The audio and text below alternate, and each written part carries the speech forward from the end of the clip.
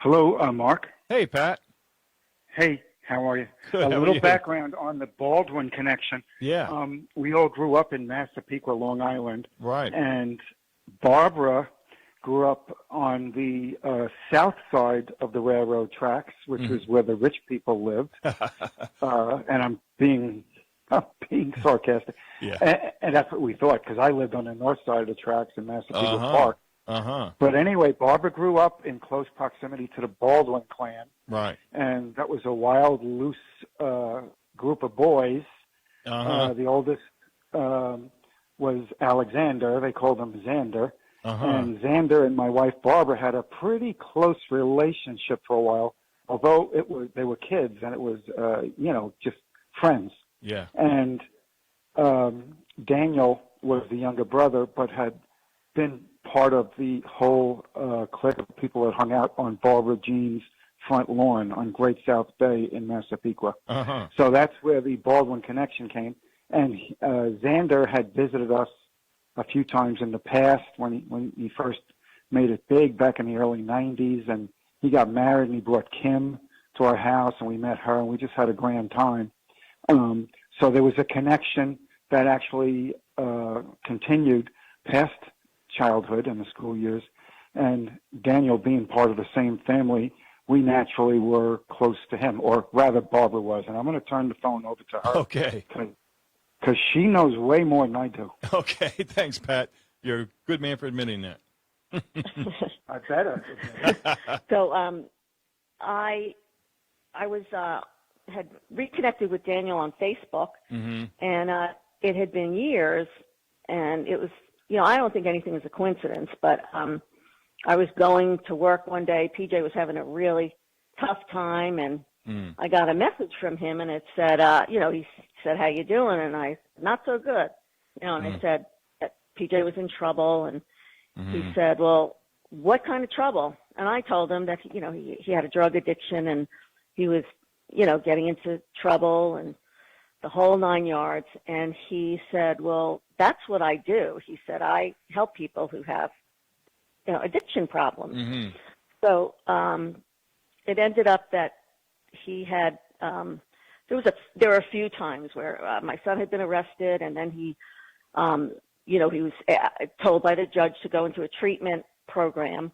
And of course we couldn't get him anywhere, and Daniel stepped in, and he did. He spoke to the people in the treatment center, got him in. Another time, he intervened, and he went to the DA, and he said, "Look, told him our story, and that we, we were really a good family, and that we loved our son and wanted to help him." And he said, "He's not a bad person. Take away the drugs, and he's a wonderful kid." Yeah. So, we ended up, getting him into a number of treatment centers.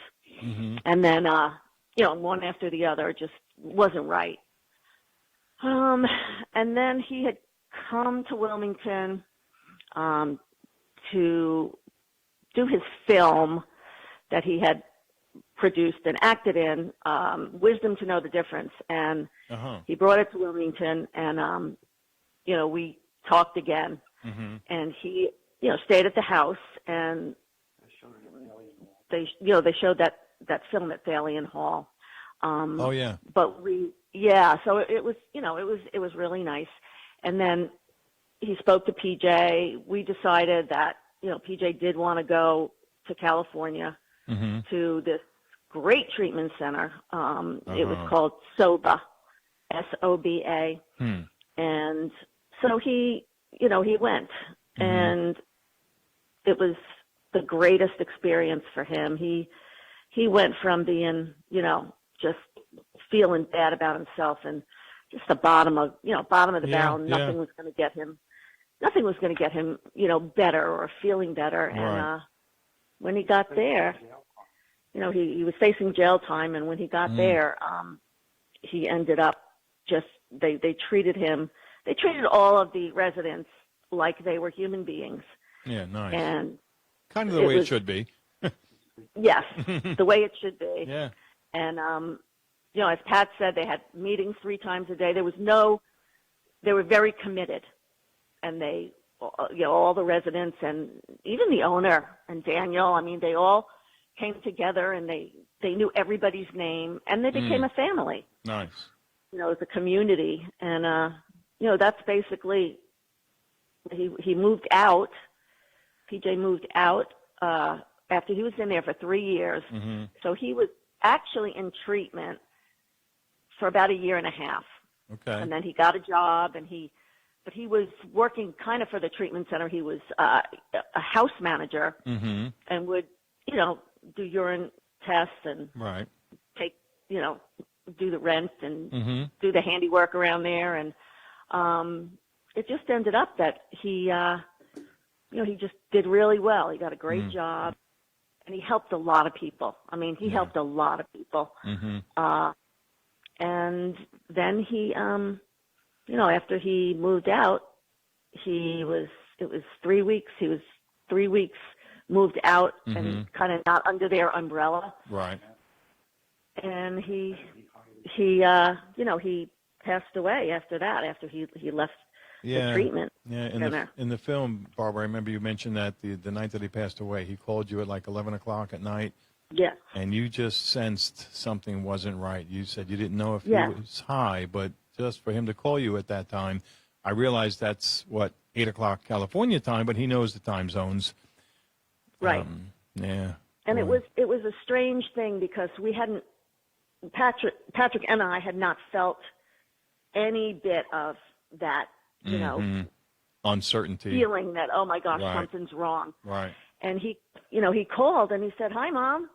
And as soon as I heard him, I had this horrible feeling. Wow. And he was just telling me about his car and that, mm-hmm. he went to get it fixed and blah, blah, blah.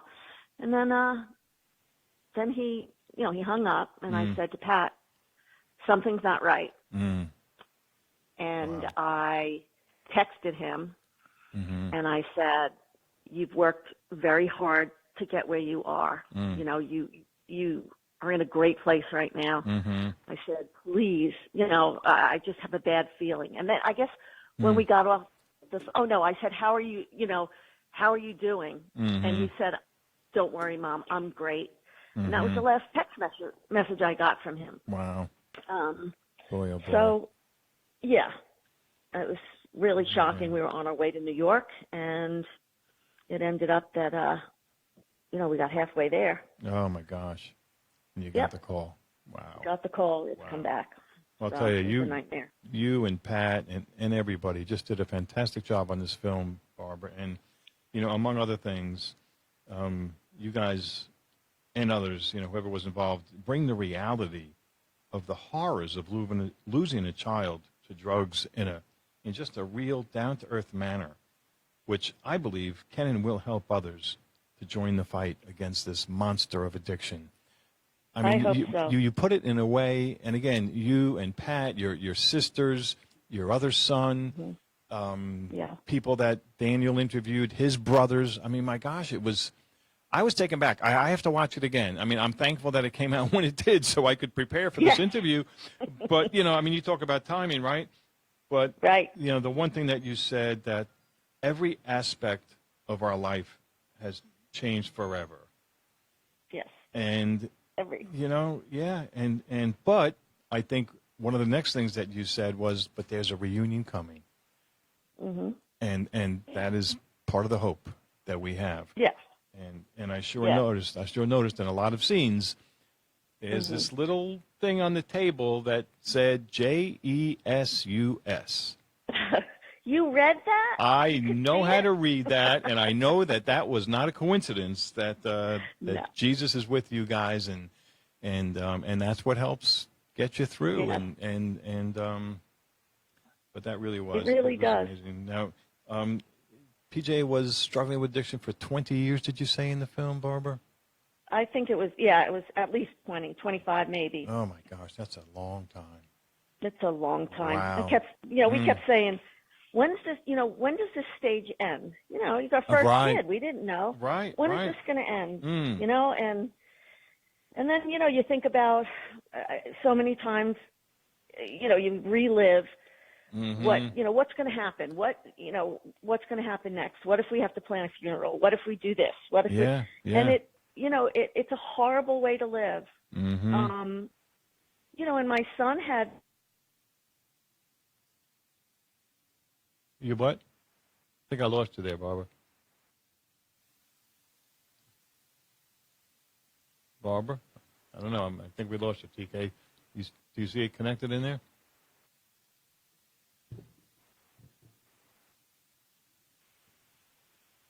Barbara, if you can hear me, I can't hear you. I think it got disconnected from her end. I will call it back. Okay. All right. Well, we're speaking with Barbara Rayner about her son, PJ. And coming up, we're going to be speaking with Daniel Baldwin about the film that he made and how he tried his best to prevent PJ's overdose. It's called My Promise to PJ. It's a great film. I highly recommend it. Stay tuned. We'll be talking with Daniel Baldwin after the bottom of the hour here. But Barbara and I were school friends back in New York, like I said, last century. And we got reacquainted down here. She found out that I was in the recovery business with Prodigal Recovery. And folks, if you have questions or concerns, some suggestions, you can reach me at recoveringhope.org. Podcasts of this and all our other programs are on that site. You can email me there. If you'd like to call me after the show, my number is 910-231-6020. And I'm always looking for perhaps topics, some ideas, other people that would like to give some hope, give some stories of hope and recovery. Love to hear it. We're wide open for that stuff. The email address is mark@recoveringhope.org. And something's wrong with the phones here, folks. I'm sorry, but while we're trying to work out that glitch, I'd like to remind you that on June 4th, from 3 to 5 p.m. on the steps of City Hall, there's going to be a rally put on by the Association of People Against Lethal Drugs, otherwise known as APPALD. You can go to their website. It's apald.net. Just trying to raise awareness. There'll be some people, just holding some signs, trying to get, some elected officials and to enforce or strengthen the drug enforcement legislation, see what we can do there. This is a good organization, and Diane Urban, I think she is the founder of APPALD, is going to be our guest next week. So we look forward to hearing more about that. And we're still trying to get Barbara back on the line. I don't know what's going on with the phones, but it doesn't seem to be working. Can we take a quick break, TK? We'll see if we can work out this phone stuff and be right back.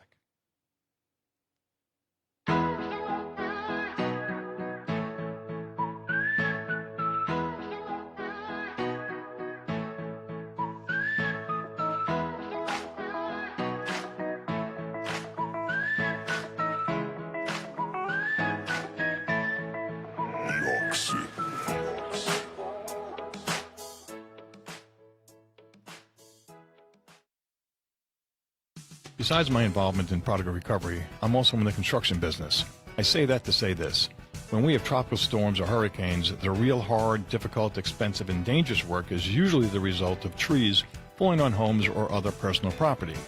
Hurricane season is not the only time to get prepared for this. As a matter of fact, it's before and after hurricane season that you need to get prepared. My son Chris started his tree business called Climb Pro Expert Tree Care after Hurricane Florence. Chris has all the equipment and manpower to take on even the most challenging jobs. With over 20 years of combined experience, Climb Pro LLC can safely remove any unwanted hazardous trees from your property. They also offer tree pruning, elevation, deadwood removal, and other expert tree care services. Don't wait until you have a tree emergency. Visit climbpro.com, that's climb with a K. Check them out on Facebook or call Chris Marcley at 910-540-5249.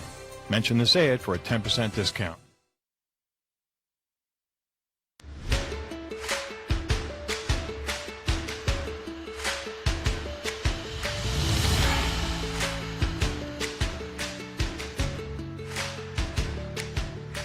And welcome back to Recovering Hope. My name is Mark Marcley. Pleasure to be with you, to be here with you this evening. And unfortunately, our conversation with Barbara Jean got dropped. I don't know. It seems like it might have been a connection on her end, but we did get some of the basics of the relationship here with Daniel Baldwin. And Daniel, do we have you on the line? I am here. All right. And where is here? Here is sitting in front of my daughter's school, waiting for her to finish her volleyball game. Oh, wow. At an undisclosed location, right? It is. I'm up in Syracuse, New York. Okay, great. Well, look, man, I really appreciate you taking the time, and we did get to speak a little bit with Barbara Jean and Pat, but as you heard me say there, something happened to the connection, and but we did get the basics in there, so... You know how that works now. That's the old bad connection getting you off the hook for Barbara Jean. Yeah, there you go. Oh, so you know Barbara? Yeah, no, she's a sweet lady, and I'll tell you, you and everybody, your family, Barbara's family, you guys did a great job on this film, Daniel. I'll tell you, I'm no film critic, but I mean, I think it was spectacularly done, and what a tribute to PJ, which I know was basically the whole intention here. But before I get into, I have a list of notes here that I took from watching the film. But what I always like to ask a guest is, I could ask a bunch of questions. What's the number one message that you would like people to know regarding recovery? Are you talking about in reference to my own recovery or in reference to the film? Recovery in general, I think. The show is called Recovering Hope because we know that there's hope in recovery. But yeah, in regarding to yours and recovery in general, before we get to the specifics of the film. There is hope. There's right. absolute hope. Mm-hmm. You can do it.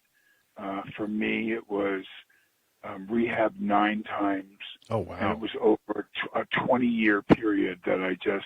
Wow. I did it my way. I wasn't going to be of service, and I wasn't going to complete the circle. And for 12, believe it or not, step 12 for me was the most difficult. Having had a spiritual awakening, we reach out to others, and you have to stay in the game. So I get a year. I get 6 months. I could, I was a champion knowing how to keep everybody around me happy and say the right things, but I was actually doing them, but taking action was difficult for me. Mm-hmm. Yeah. Okay. Well, thanks for that. And now, with the film here, I just have to ask you a quick question. Were you or your brothers born in Amityville? I know, I was born and raised in Amityville, just one town next to Massapequa, where you're from. But were you guys originally from Amityville? No, we're from Massapequa, but we were born. The closest hospital was Brunswick Hospital. Brunswick Hospital. Okay, so we were born in the same hospital. Yeah. We were born in Amityville. Yeah. Yes. Okay. Yeah, that's no longer there. I don't know the last time you visited, but they bulldozed that thing a long time ago. Wow. Yeah. But I'll tell you, you and Barbara you brought out so many emotions that really need to be heard from family and friends, and the anger. That is certainly one of them. Your brother was expressing that to you. I think one or two of your brothers, and also Barbara Jean speaking about. I think you had said to her at one point, if PJ was here right now, what would you say? And I think part of it was she was angry, and that's certainly understandable. Yeah, I think that a big aspect of the movie, a lot of people have patted me on the back and said, wow, you kept your promise to this young man. But listen, this was a journey for me. This was the way to give a voice to those who are left behind, because it's not just the addict, it's the wave of wreckage. When the car drives through a bunch of people that's online for a movie theater. That's what this feels like. Wow. And it was PJ's uncle Howie, who was the first one who came right out and said, "I'm angry. I'm angry," and I would tell him that. And it was funny because it's live, it's a documentary, so there's no retakes. And I looked at him and I went, "Will you elaborate on it?" Because it actually dawned on me when he said it. I'm angry at him. Yeah. I am. I think think you're afraid to be angry at someone who's passed. Mm-hmm. You know, what does that say about you? But you know what? I was angry at him. I had a lot of unprocessed. I had a lot of plans for this boy. I spent a lot of time with him, putting him in and out and getting him out of trouble and taking him places. And please don't forget, I love his mother. You know, I mean, I love his father too, but I love his mother and I love his aunts. Barbara Jean and her sister Rosie. I have such a soft spot for them, and to see the pain that they were in. You know, particularly Barbara Jean over the loss of this boy, that made me angry too. Right. Sure. Yeah, and 20 years. She thinks possibly even 25 that he was in active addiction. I dealt with this in my family for maybe 6 to 8, you know, where things were rough, but 20 years and not knowing, it's the not knowing that is so difficult. Last week I spoke with, and you might know or have heard of John Hanrahan, wrestler. You said you were wrestling in school. Well, I spoke to John last week, and he wrote a book called Wrestling with Angels. I would highly recommend it. I think you would like it. And it was kind of funny because when I got off the air announcing that you were coming up this weekend, he texted me, he says, I'm friends with Billy Baldwin. I said, why am I not surprised? But the way he wrote about the pain when his sons fell into addiction, boy, I'll tell you, I could relate to that. I wish I didn't have to, but I'm thankful that I related to that, and I cannot relate to Barbara Jean's and so many other people's pain. But he really depicted that very well. So tell us a little bit about, the movie, your preparation. Like I said, it was really very well done. And maybe I'm saying that more because I see my friend in it. You know, I mean, I don't know you well at all. I've seen a lot of your stuff. But tell us how it came about, and especially the bucket list. Well, I put PJ, I knew, obviously, Barbara Jean since I was a young boy, 5, 6 years old. We lived in this part of Massachusetts. We went to the same grade school. She was a couple of years older than me, but she was my brother Alex's age. Now, did you go to St. Martin's? No. That was in Amityville. That's where we went to church. Okay, that's where Barbara and I went to school together. Okay, you said grade school. Okay. Right. Yeah, I went to Umpqua on Umpqua Road. Okay. But anyway, so I put out there on Facebook, when I realized what was required of me to stay sober for a long period of time, meant I had to help other people. I had to keep the disease in front of me, and I had to still work my own program, but I did need to reach out and help people. So, for whatever reason, you're an athlete, you're an actor, whatever, and you gain some notoriety, you're able to reach a larger number of people, hopefully. Right. And I'm never one of those people that, wasn't going to discuss, I got in plenty of trouble in public, so it was, no secret that I had my struggles. So I decided to post stuff on Facebook. Hey, if you're struggling, if you're a family member, if your husband, your wife, your kid, private message me, and I will come right to your house. You don't have to pay me. I'm just going to come help you. So I started doing interventions and placing people in recovery. And when Barbara Jean saw that, and word got out amongst our cronies in Massapequa, or the alumni group, if you will, she reached out to me and she said, "Hey, my son PJ, he's struggling." So it started with phone calls, and then there was finally he was in trouble, and when he was in trouble, like going to go to jail, I reached out to the DA, I reached out to the judge. Well, this cycle, he'll have to go in for 6 months to a recovery center. Then then I put him in a recovery center for 2 years, inpatient. Then he came back there, and I put him in another. And so he would do the same thing. He would go in, he'd be an Eagle Scout, he would do great, he would get out, and he would refuse to really have a strong program and do the things I told him. And it wasn't like I could really sponsor him because I was too far away. He was in Wilmington, North Carolina, and I was in Malibu, California. So that last time he got in trouble this time, and because of the accumulation of the charges, now he was facing hard time. He was going in. Wow. And I flew out and talked to the judge and the DA, and I asked that I have him one more time. And I said, look, he's not a sexual offender. He's not a violent criminal. Right. That could change. Sometimes, the guns end up in your hand when you need your juice, and you're going to steal for it. And so I took him back to California. The judge gave him to me. He had to go in. He had to do 2 years in recovery again. And I had him at my house because it was too late. We actually got home, and it was too late to go to the rehab. We were going to go in the morning. And I was sitting there with him, and I said, I want you to write me a list of the 10 things you always wanted to do, that if you enter prison and you OD, he goes, like a bucket list? I said, yes, write me a bucket list. So he wrote the list, and I went upstairs, and I took my list out that I wrote in 2006 when I got sober. And we had one match, to run with the Bulls in Pamplona, Spain. Wow. And so I said to him, I'll tell you what, if you get 2 years sober, I will take you to run with the Bulls. So he got over 3 years sober and made a bad choice, went back to the needle for the first time in 3.5 years, laced with fentanyl, overdosed, and died on the shot. Wow. So the movie starts from 2 years beyond that shot.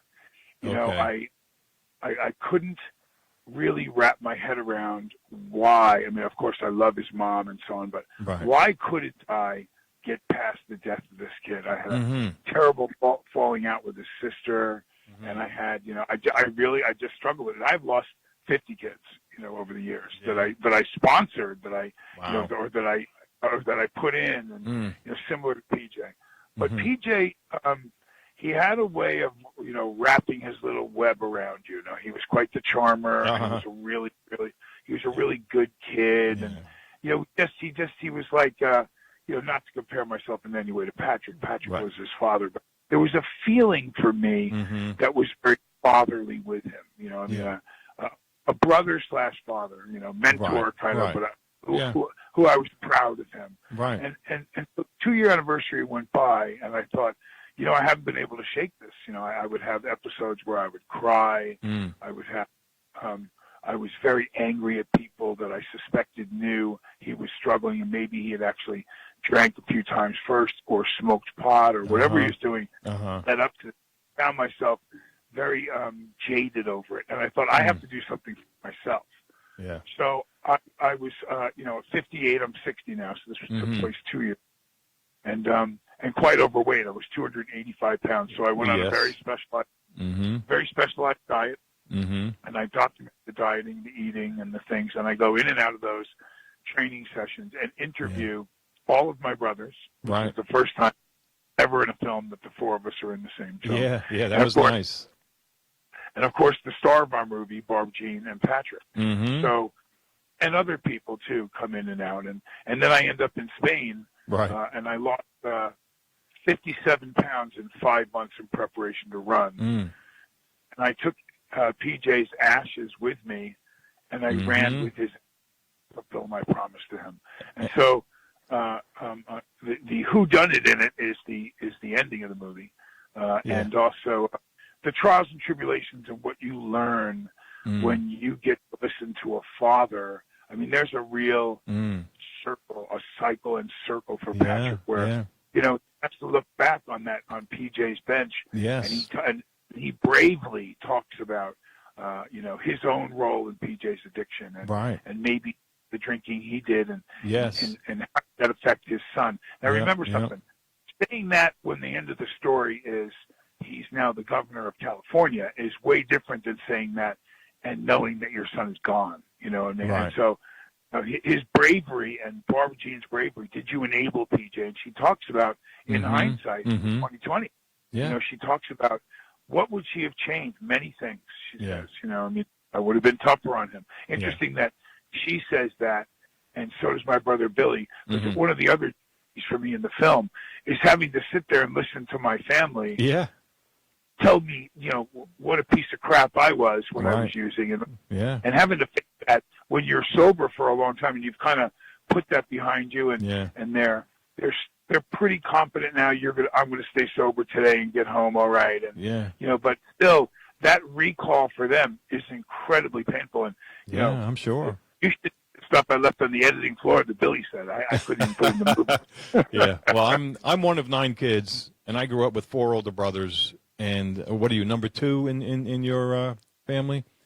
Alec is your older brother, and the other guys. So it's there's Beth and Jane. So it's Beth, Alec, Daniel, Billy, Jane, and Stephen. So I'm number 3 of the siblings, number 2 of the boys, but number 1 in their heart. There you go. Well, I always tell people that I have 4 older brothers, but I got bigger than all of them. It was a matter of survival.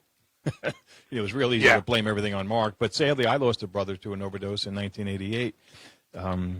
But that was different circumstances, so I kind of know that pain. But one of the things that you said, you had his ashes with you, but you also had that little cardboard cutout of a picture of him in your wallet. So he was with you. I know he was with you spiritually, no matter what, whether you had the ashes or that picture in your wallet. But the training that you did. Now you also had a torn rotator cuff. And I do also. I discovered this about a month ago. I'm 65 years old. I've been in construction all my life.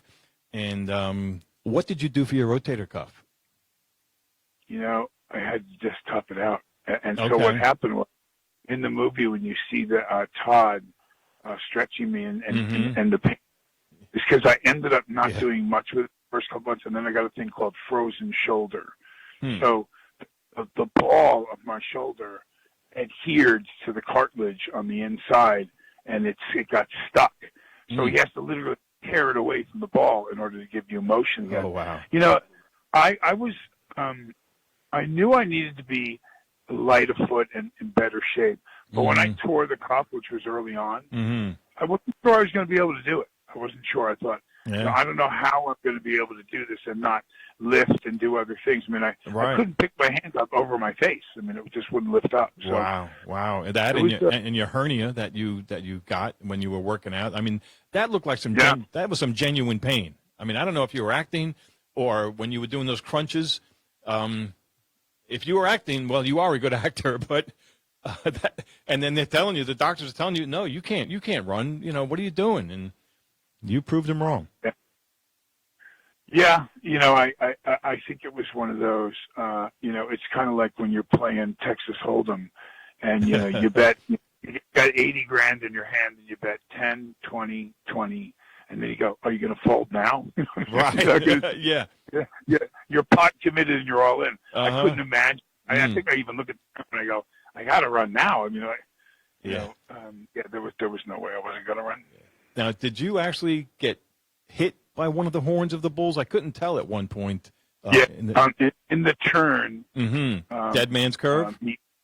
Dead man's curve. He pops me in the elbow, just hit me. Now, it's funny because I didn't feel it really while I was going. Right. But after I was done, my elbow blew up. I mean, they're so powerful. Oh, wow. That even, getting a shot from a running bull is like literally taking a baseball bat and just moving the bat a foot away from your arm and snapping the bat at your arm. You know what I mean? Like, it wasn't like I got hit with a sledgehammer, but it hit me and immediately blew up, and I couldn't bend my arm. Yeah, I'm going to tell you that had I done this at 30, it would have been a lot better than doing it at 58, for sure. Yeah, I think so.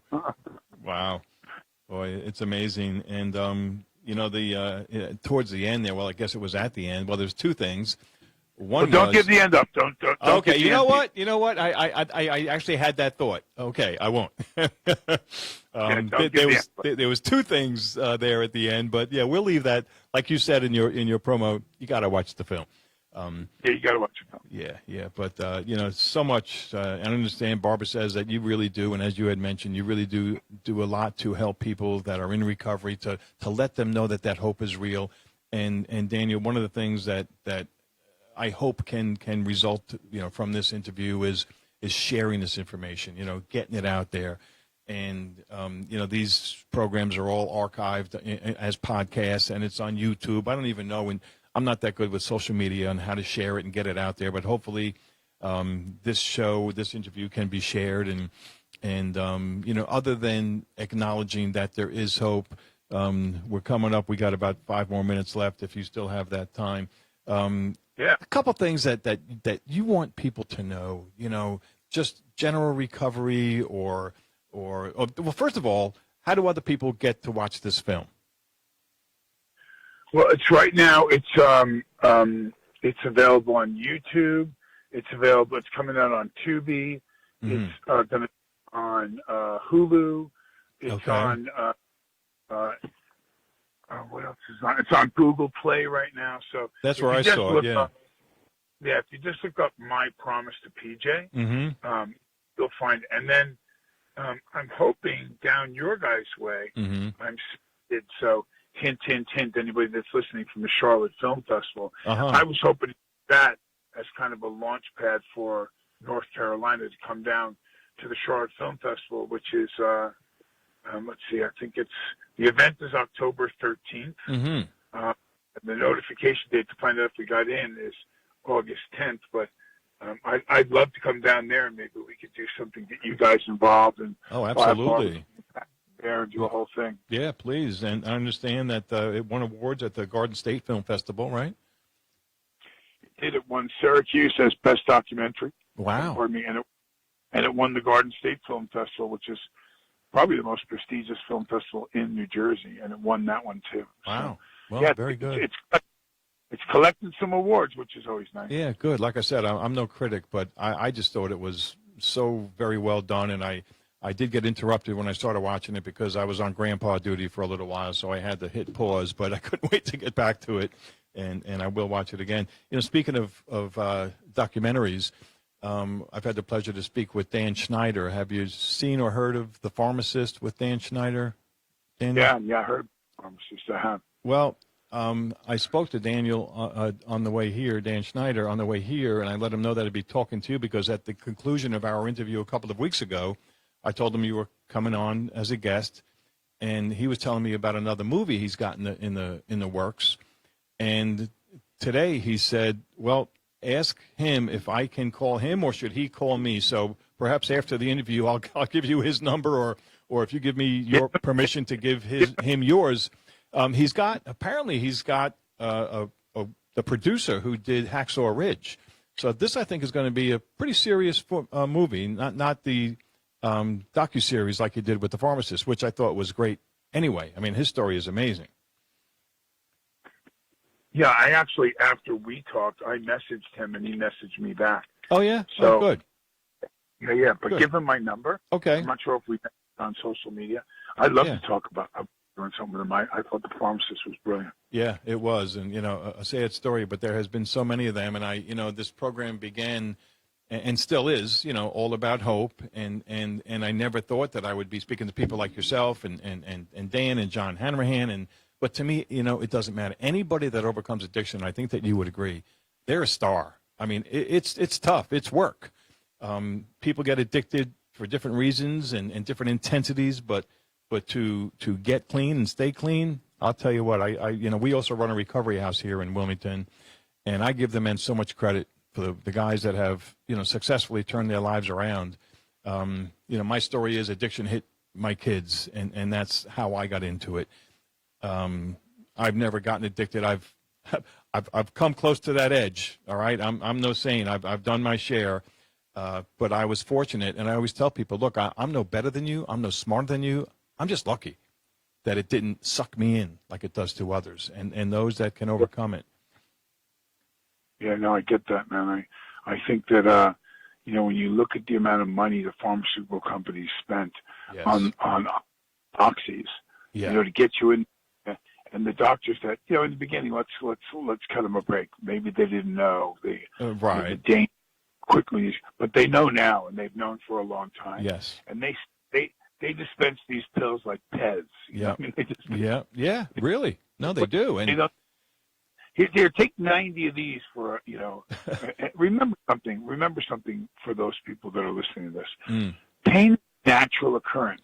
Pain is really there to tell you that after you've had that knee surgery and they write that, you want to feel that pain because you're overdoing it then. It's too painful. You should slow down or stop. Mm-hmm. That's the receptive center telling you, easy, take it easy. Now, that doesn't mean during the surgery or the first few days or a week after the surgery. Right. That's going to actually, because it's been ripped or cut open or whatever, going to be painful. But after that, you want to get off those, not just for the fact that you're going to get addicted to them, but also because you're supposed to feel that pain to tell you how much weight to put on, how big a stride, all that kind of stuff. Yeah, very true. People don't want any pain. They want to mask it all. Yeah.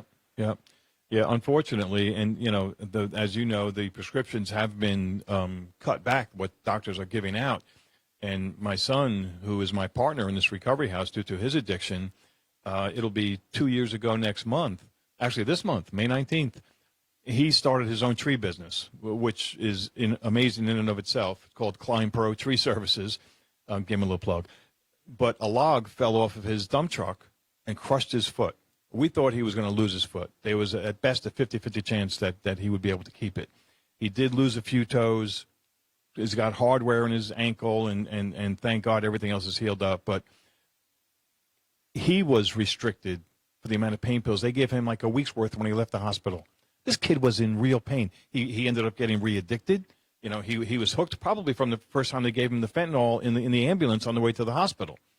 But, you know, with proper pain management doctors, he got off of it. And to this day, I mean, he has a little limp, but by the grace of God, he's doing well. And but the restrictions of these pills, you know, there's a time and a place. I've heard that there are people in hospice that they won't even give him the proper amount of pain medication. I mean, come on, you got to use a little common sense. Yeah, at that point, when you know you're going, you might as well go out, you know, just smiling. Yeah, So, yeah, there you go. You know, right. I have in my notes here, Daniel, in conclusion, running with the Bulls, with all the prep, hard work and planning, didn't take away the pain of the loss. Tell us what did.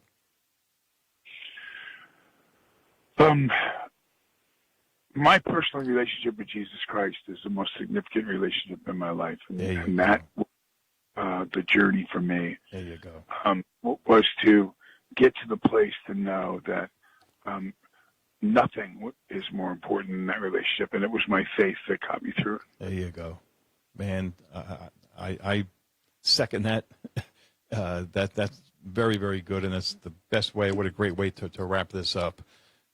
Daniel, thank you so much for your time. Look forward to communicating with you in the future when you're coming down. If you're going to be going to Charlotte in October and you're going to buzz over to Wilmington, we'd love to see you. You know, maybe get a bite to eat or whatever, and hopefully in the meantime we can communicate, share this message of hope, and thank you once again. I really appreciate your time. Hang on a second. Hang on. The last chime in. Girls, where do we want to move? Topsail Beach. Girls want to be in Topsail Beach watching. Okay. That's close enough. That's closer to Barbara, too. Yeah, all right. All right. Talk to you soon. Daniel, thank you very much. Really appreciate it. Yes, sir. Bye-bye.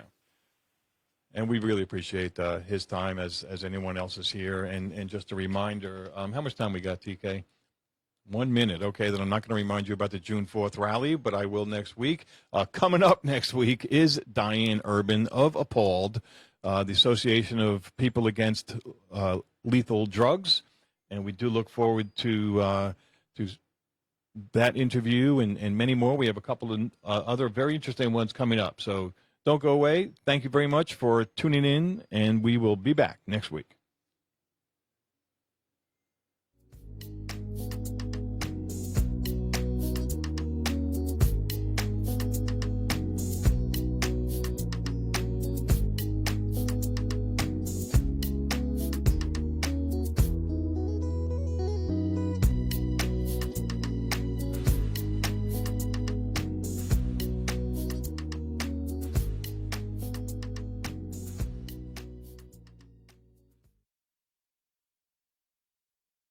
I'm Rob Renz, Marine Corps veteran, entrepreneur, and local business owner. Join me and my buddies on Monday from 6 to 7 for Signal Fire Radio, where we discuss how to successfully transition from the military